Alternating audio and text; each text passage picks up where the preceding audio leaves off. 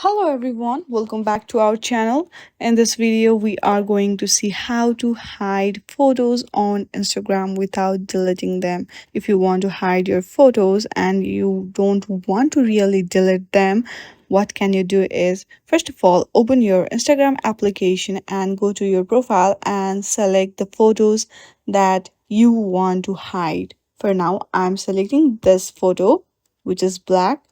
Now, click on the three dots which is on the top right corner of your screen.